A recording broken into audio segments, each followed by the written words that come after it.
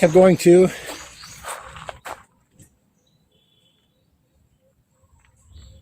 make a little fire in the pit. There's no breeze here at all, which makes starting a fire tough. I think what I'll do is well, actually, I guess I don't start in the fire pit, do I? I'll have to start over here in the log again. I've got a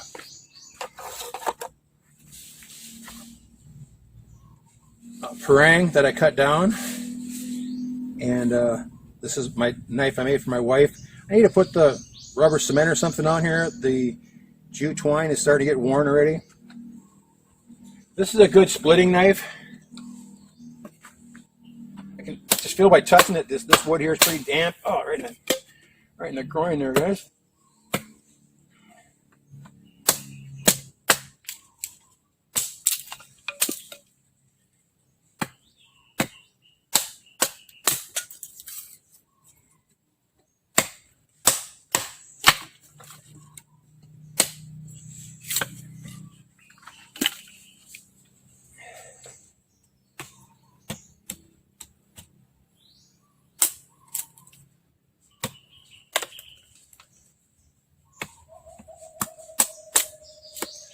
It's real damp, but it shouldn't matter.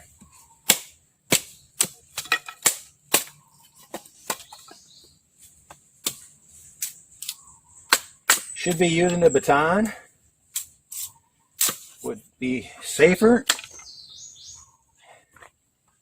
Should never go hit down on your logs that you've got out like this. Usually just barely start the knife in it and then tap it through. Works really good for me.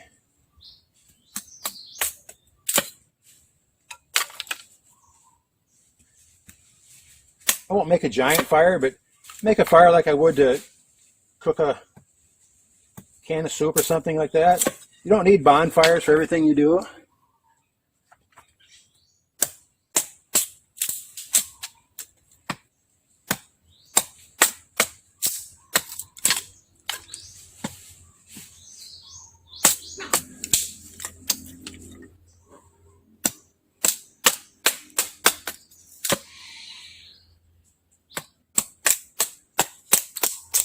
Okay, I'm going to take out the more Garberg here and see if we can make a couple feather sticks.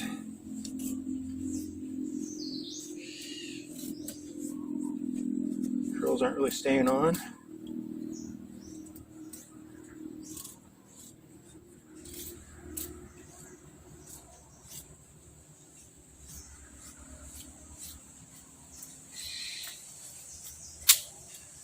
Not a very good one.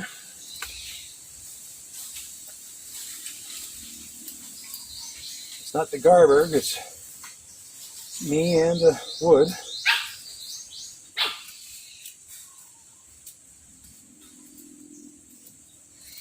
Garberg's nice and sharp.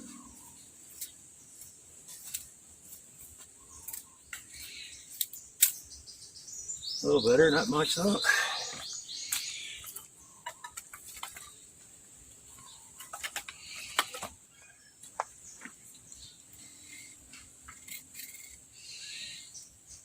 A little more solid piece of wood seems to work a little better. Getting bigger feathers, but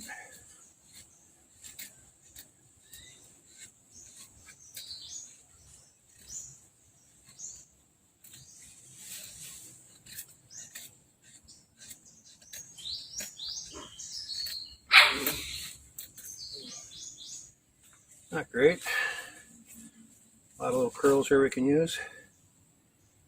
All right, I think for the base of the fire, we'll use a little bit of this Douglas fir fatwood.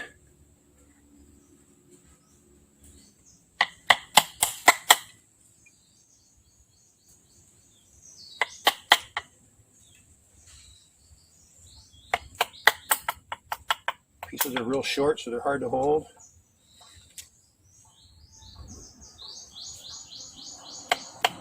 So always use a baton when you can, because it's much safer, of course. Coming off in little chunks there.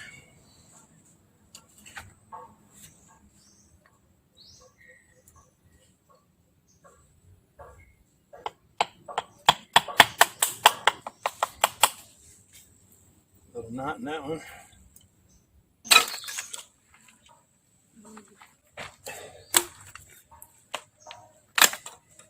Okay, let's see what we have to work with today. We have a couple things here we can use. We have some wax paper towels. Use a piece of that. Use some of these pine needle things.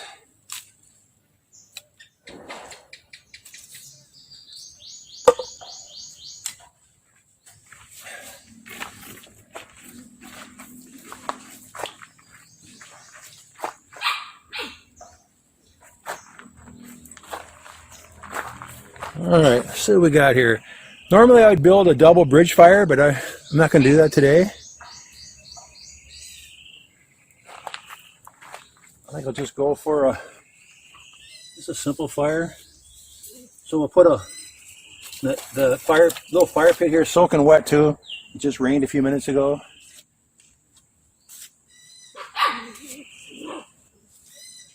So use some of these pine needles here. Paper towels down the bottom to take a spark, maybe. Some fat wood on it.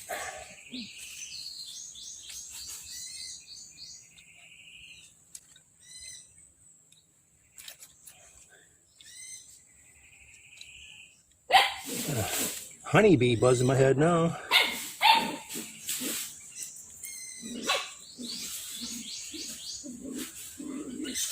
These little fake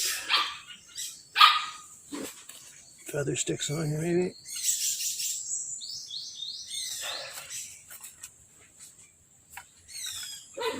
Now, I don't know about you guys. I like to kind of have my fire mostly built before I strike a spark to it. It's from the building double bridge fires for the last 10 years, but because usually I just start it up. I don't touch them. I just start them up and walk away because of the design. I've been doing it myself. I've never read about one anywhere, never seen one before. This is something that I've been doing myself. But again, today I'm just doing a regular fire. So let's get the ferro rod. And we're still using the Mora Garberg pain tool today.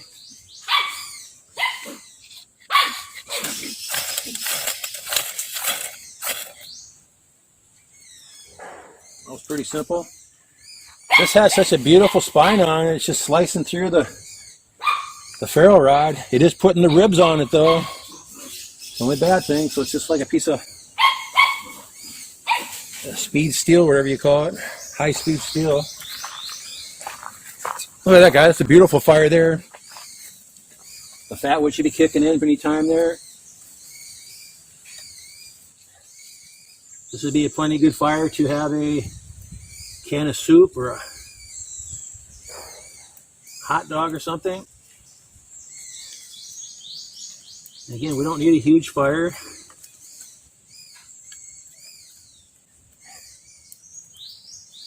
Wood's not a problem here, of course. We have wood everywhere, but you shouldn't waste stuff if you don't need it.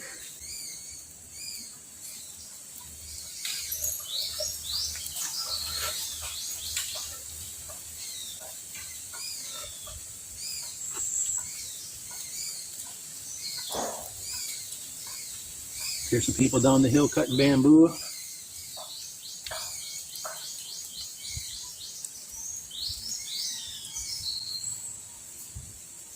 Now, I'd be real surprised if this fire went out. I'm getting just a slight little breeze right now. But to me, a good fire is one that I don't have to sit down there and blow on it. You know, the secret, of course, is being airy. The double bridge method is so good because, again, you're building the fire anywhere from 1 to 3 inches off the ground, so you have air coming in from below. And then if you do get one to stall out, all you do is lift one of the bridges up and it just brings air into it. Usually if you can make it with a slight breeze blowing into the double bridge, it starts up and blazes every time, no questions asked. But that's a nice fire there, guys. I mean, I could blow on that and get it roaring if you want to, but do you need to? No. And right here I have my cooking tripod, and I have a cup right there. I have a chain that hangs down that you can put a pot on. You can move the arm back and forth across the fire, in and out of the fire. It's a great little setup. Go look to our friend Chuck's channel. He made a copy of my little stand over his fire pit. He likes it. It works good for him. If I had my way, I'd probably get some real heavy re-rod or something like that and just make one, a permanent one here, something like this. But again, this is my bushcraft area, so it should be wood, I guess. I've got a really good pot suspension that you use if you have a sapling and you put your fire in front of that. It's a fantastic one that wraps around the tree and just swivels back and forth. I got some old videos of that I should show you sometime. I found that in a book from back in the 20s. Very, very nice. See, that fire's cranking now. Look at that. Isn't that good? I think it is. I got a bunch of rotten wood here. Maybe I will put a little bit in there.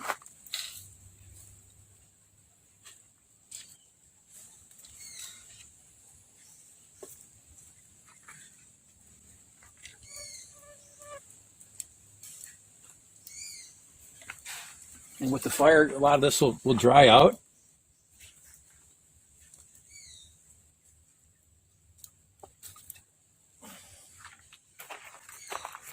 Of course, the beautiful fire was going. Now it's smoky. But smoke's good here. Smoke cuts down the mosquitoes just a little bit. My little fire pit that I made here, this is I dug this out of the side of the hill and lined it with rocks from the riverbed down below, carried them all up myself and cemented them in. My mason work is pretty sad, but it's worked great for, what, 7-8 years now?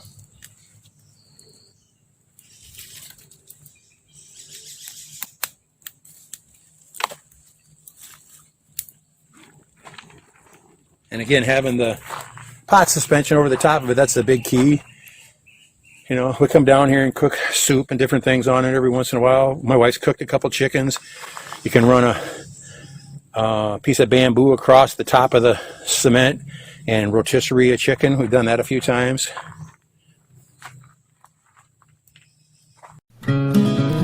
Thanks for watching. Take care.